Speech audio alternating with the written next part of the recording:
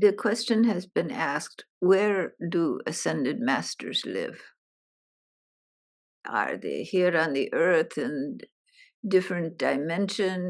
Are they in the Svarloka, Maharloka, Satyaloka? Where do they abide?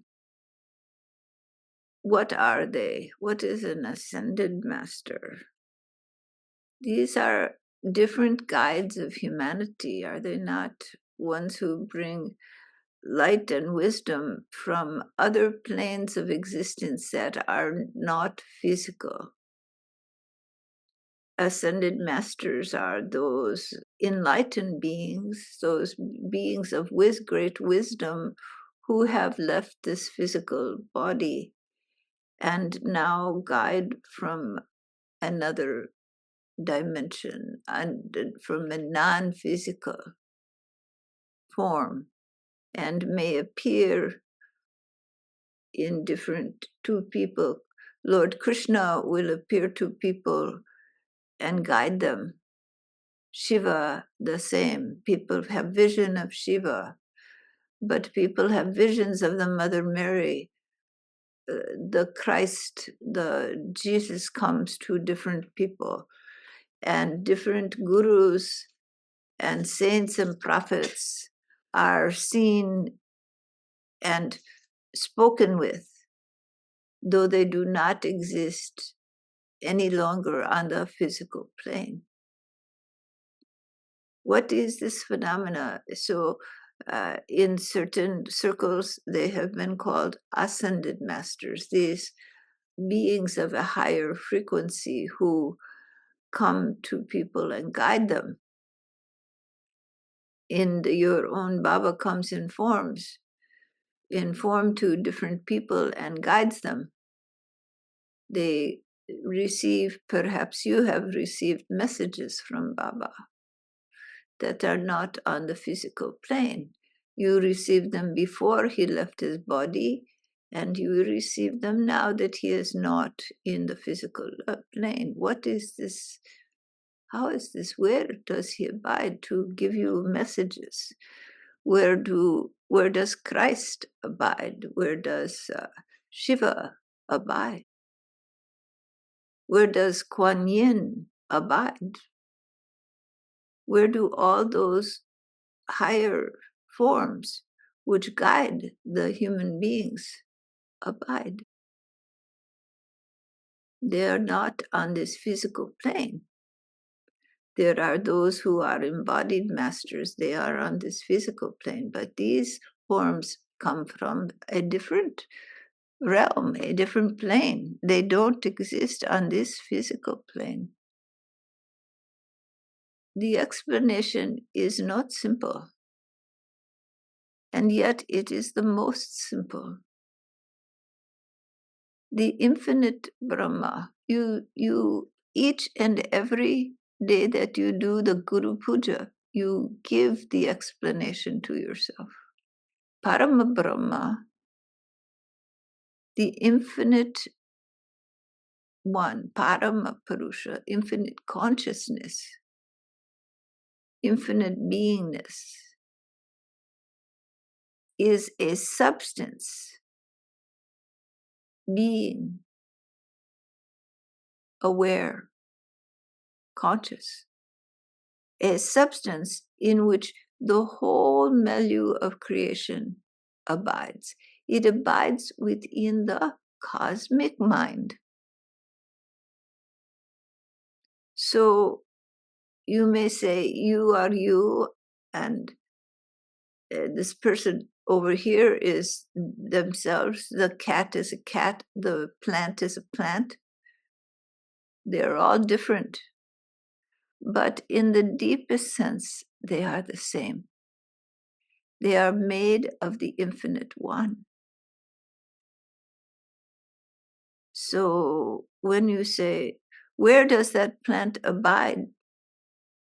The plant abides in the physical world as a form with particles,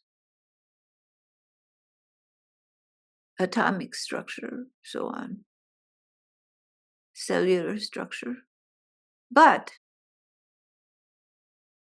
it abides in the cosmic mind. It is made of consciousness, made of awareness. So you see it as physical structure because you have a physical structure with eyes to see something separate. But in reality, it is made of particles, made of atomic materials, made of subatomic materials, made of waves, made of consciousness, beingness, awareness. So why cannot this ectoplasmic, this consciousness take ectoplasmic forms? It is a milieu of mind, cosmic mind. You assume that you exist apart, separate, and individual. That is an assumption, a belief. You are made of this same cosmic awareness. You are composed of this cosmic awareness. There is no separation. You think you are separate. That is the dream, the belief. You think the plant is something separate because you can see it with your eyes. And in the physical realm, it appears to be separate. And in the relative reality of the physical world, it is separate. But that is a very relative reality. Reality is not fixed in that way. There is a deep fundamental reality where all is composed of the same substance of beingness. Even the cosmic mind has the base of awareness, of beingness. The ectoplasm of the universe is held in beingness. Its substance is being, is awareness. So when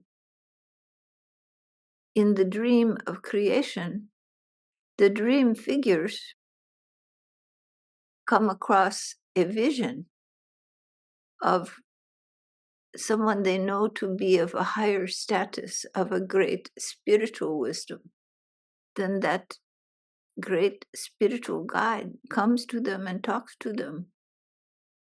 But of what is this guide composed?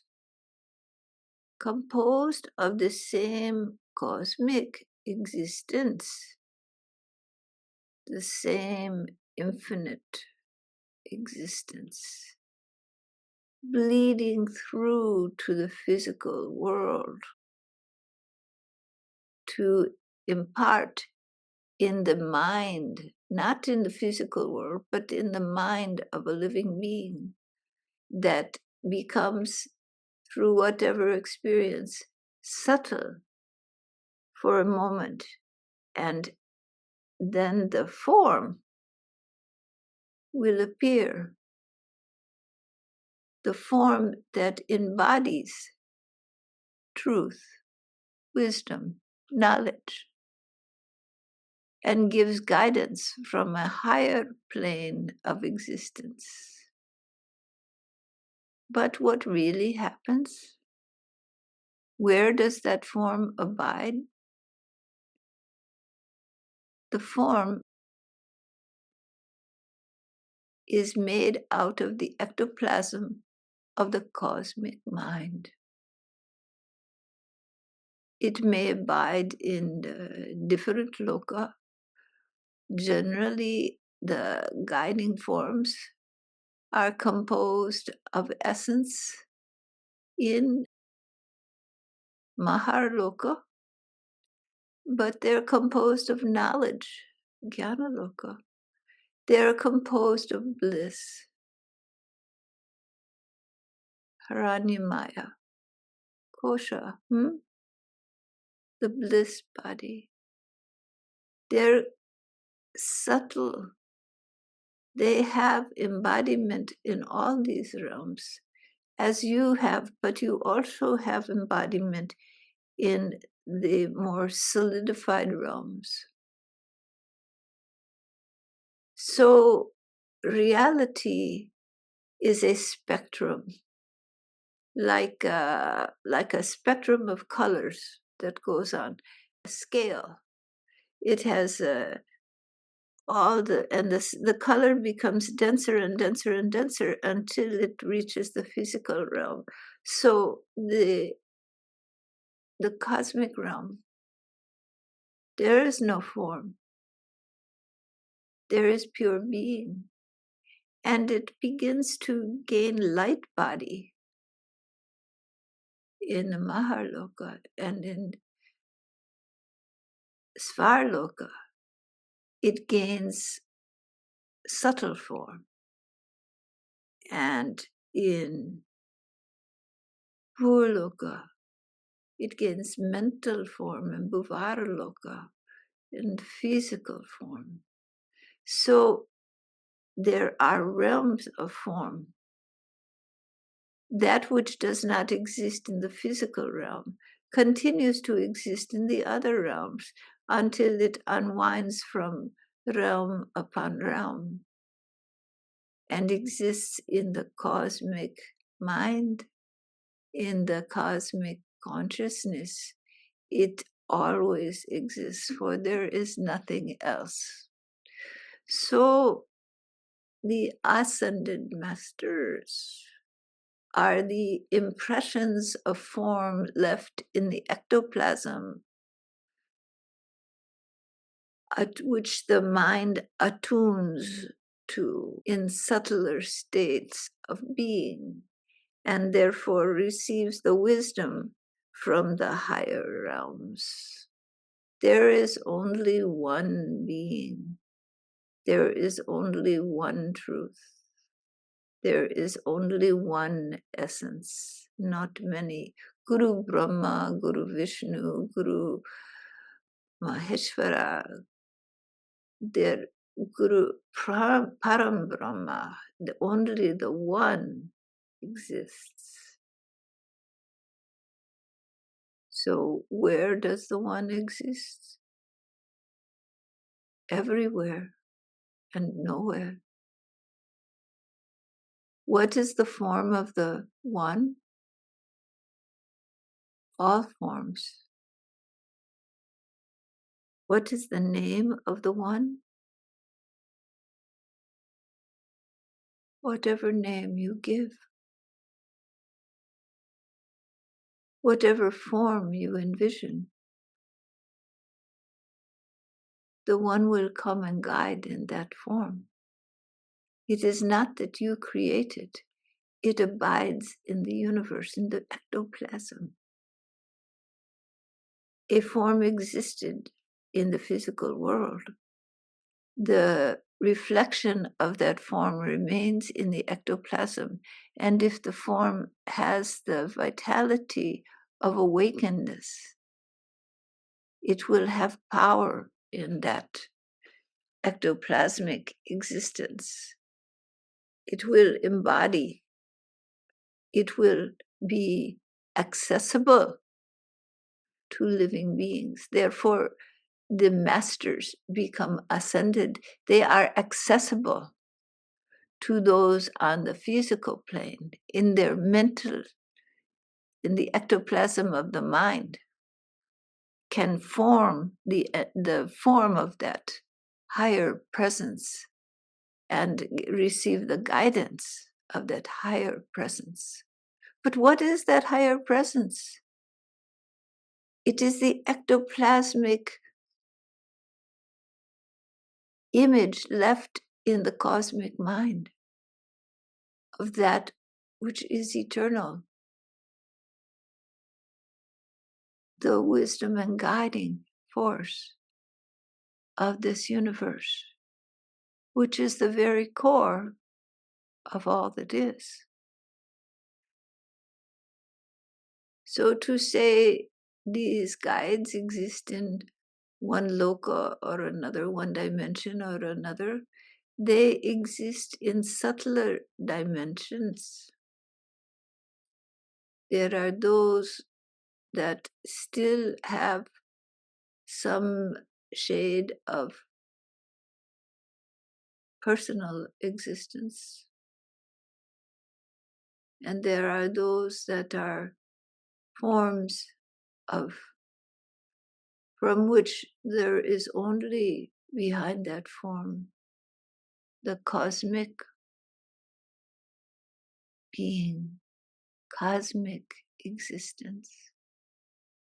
But the form that comes in the ectoplasm of the mind embodies the truth. And so from the higher realms, and through that ectoplasmic form, the truth comes and guidance is given to the physical plane. If the form has existed in this world, which most forms that are seen have, for the mind to conjure them, then they are great saints and sages.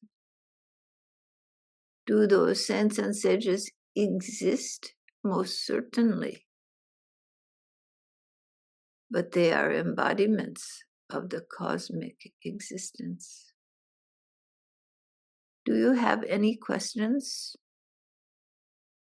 So Anandadevika Ma is asking about the mandala effect, as this girl had also, because they have seen a movie about it.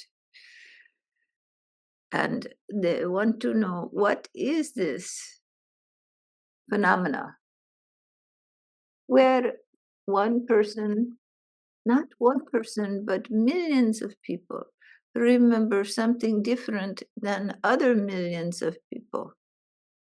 And so there is a memory jar that is of a collective nature.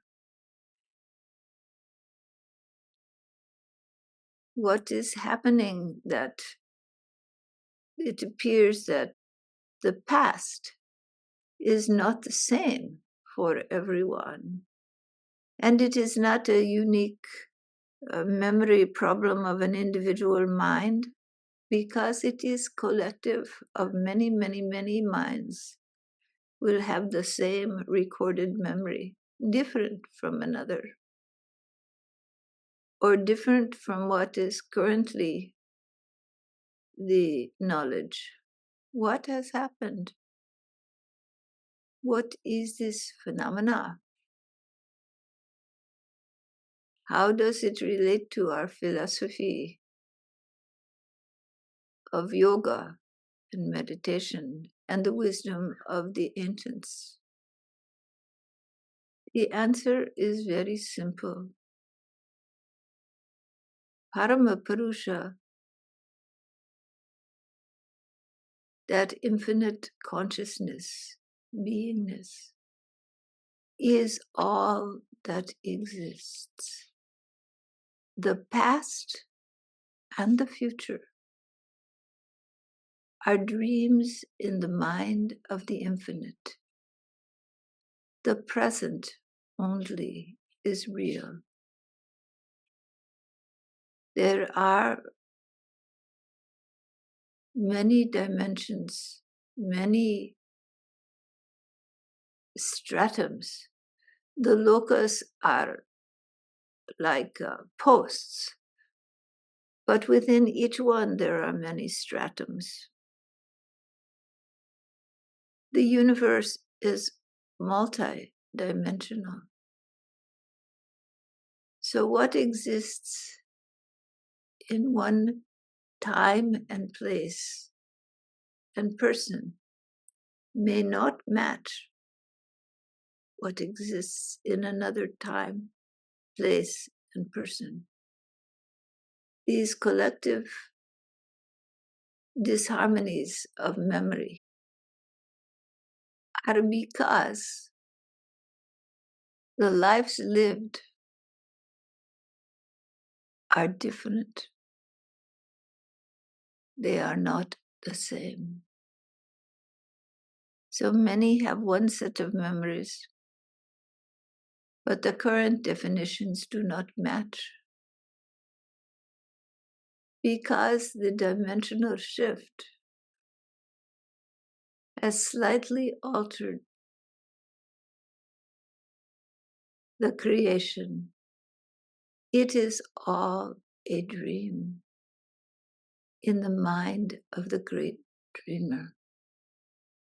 It is all a mental creation. It appears in the relative world to be physical, but it is a mental creation. In the modern language, some say it is a simulation. And they imagine a giant computer, but there is no giant computer. The simulation is the cosmic mind adapting to different realities, flowing, moving. The past is a dream, the future also. The present is the reality of now. The idea of past and future depends on time. Time is a relative phenomenon. And as the dimensions change, time, space begin to alter, and they do not exist separately. Time, space, and person merge together. There is only the ever-present now, this moment. The rest is a relative dream in the projection of relative reality. All right. Namaskar.